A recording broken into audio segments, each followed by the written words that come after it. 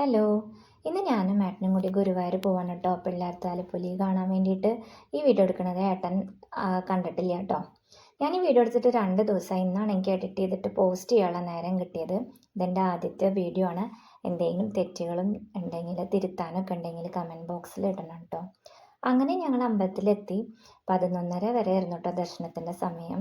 അപ്പോൾ ഞങ്ങൾ പുറത്ത് തൊഴുതിട്ട് ഭക്ഷണത്തിൻ്റെ അവിടെ നോക്കിയപ്പോൾ തിരക്ക് കുറവായിരുന്നു. അപ്പോൾ ഞങ്ങൾ ക്യൂവിൽ നിൽക്കാമെന്ന് വിചാരിച്ചു. ഞാനും ഏട്ടനും കൂടിയിട്ട് ക്യൂവിൽ നിന്ന് കുറച്ച് നേരം നിൽക്കുകയാണെങ്കിൽ പോലും ഞങ്ങൾക്ക് ഭക്ഷണം കിട്ടി. ഭക്ഷണം കിട്ടിയതിന് ശേഷം ഞങ്ങൾ വടക്കേ നടയിലേക്ക് വന്ന് നിന്ന് ആ തീർത്ഥക്കുളത്തിൻ്റെ ആ ഭാഗത്തായിട്ട് ദേടെ 2 ആനക്കുട്ടന്മാർ നെറ്റിപ്പട്ടമൊക്കെ ചൂടാനും ഗുരുവായൂരപ്പൻ്റെ മുന്നിൽ പോയി ഒരുങ്ങി നിൽക്കാനൊക്കെ പോവുകയാണ്. അപ്പം ഞങ്ങളും അത് കൂടെ ആ കാഴ്ചകളൊക്കെ കണ്ടിട്ട് കിഴക്കേ നടയിൽ പോയിട്ട് കുറച്ച് നേരം ഇരുന്നു കേട്ടോ. കുറച്ച് നേരം ഇരുന്നപ്പോൾ അമ്പലത്തിൻ്റെ ഉള്ളിൽ നിന്ന് കേമായിട്ടുള്ള പഞ്ചവാദ്യം കേട്ടുകൊണ്ടിരിക്കുന്നുണ്ട്. കുറച്ച് കഴിയുമ്പോഴേക്കും പുറത്തേക്ക് പഞ്ചവാദ്യക്കാരും ദേവിയുടെ തിടമ്പും അതേപോലെ തന്നെ ആനയും വെളിച്ചപ്പാടും ഒക്കെ പുറത്തേക്ക് വരുമെന്ന് പറഞ്ഞിട്ടുണ്ടായിരുന്നു.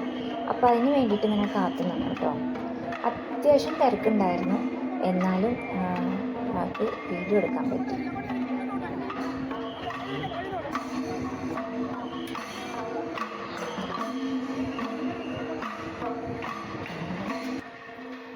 ഈ തിടമ്പൊക്കെ കൊണ്ടുവരുന്നുണ്ട്. കുറച്ചും കൂടി കഴിഞ്ഞാൽ വെളിച്ചപ്പാടും ആനയൊക്കെ അമ്പലത്തിൻ്റെ ഉള്ളിൽ നിന്ന് പുറത്തേക്ക് വരുന്നുണ്ട്.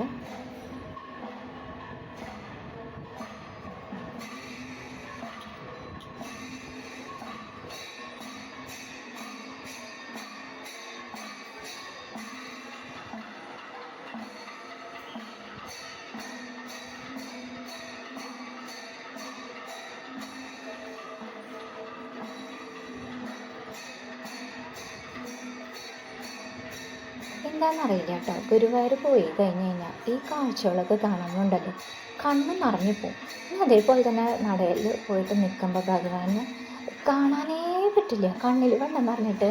അതെന്താണെന്നറിയില്ല, സന്തോഷം കൊണ്ടാണോ സങ്കടം കൊണ്ടാണോ എന്നൊന്നും അറിയില്ല.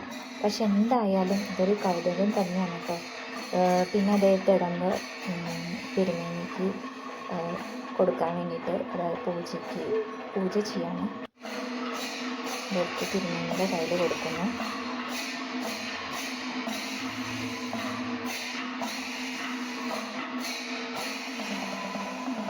ഇതൊക്കെ കാണുമ്പോൾ നല്ലൊരു കാഴ്ചയും.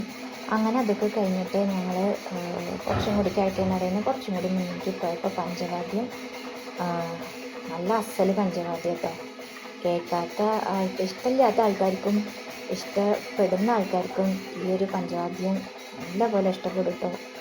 അത്രയ്ക്ക് കേമായിരുന്നു. എനിക്കൊക്കെ ഈ പഞ്ചവാദ്യം മേളത്തിനോട് വലിയ പ്രിയമില്ലാത്ത ഒരാളാട്ടോ. പക്ഷേ നമ്മളിത് നിന്ന് കേട്ട് പോകും. ഞങ്ങൾ അധികം നേരം അവിടെ സമയം ചിലവഴിച്ചില്ല കേട്ടോ, കുട്ടികൾ സ്കൂളിൽ നിന്ന് വരുന്ന കാരണം. അങ്ങനെ ഞങ്ങൾ തെക്കേ നടയിലേക്ക് നടന്നു. അവിടെ കുറേ പറകൾ 1008 പറയാമെന്നാണ് പറഞ്ഞിട്ടുണ്ടായിരുന്നത്. പക്ഷേ അതിനേക്കാളും 1800 വഴിപാടാണ് ആൾക്കാരുടെ ഉണ്ടായിരുന്നതെന്നാണ് പറഞ്ഞത്. പിന്നെ നമ്മുടെ ഈ കൂവളത്തിൻ്റെ മരം കഴിഞ്ഞ മഴക്കാലത്ത് കാറ്റത്ത് അത് ഒടിഞ്ഞു പോയിട്ടുണ്ടായിരുന്നു കേട്ടോ. പക്ഷേ ഇപ്പോൾ അതൊക്കെ നല്ലോണം തളിർത്ത് നല്ല ഭംഗിയായിട്ട് നിൽക്കുന്നുണ്ടായിരുന്നു. അങ്ങനെ അന്നത്തെ ഒരു ദിവസം ഗുരുവായൂർ ചിലവഴിച്ചിട്ട് ഞങ്ങൾ പോന്നു. പിന്നെ ബാക്കിയുള്ള കാഴ്ചകളൊന്നും എടുക്കാൻ പറ്റിയില്ല. ഇതൊക്കെയാണ് ബാക്കിയുള്ള കാഴ്ചകൾ. അങ്ങനെ എൻ്റെ വീഡിയോ ഇഷ്ടപ്പെട്ടു എന്ന് വിചാരിക്കുന്നു.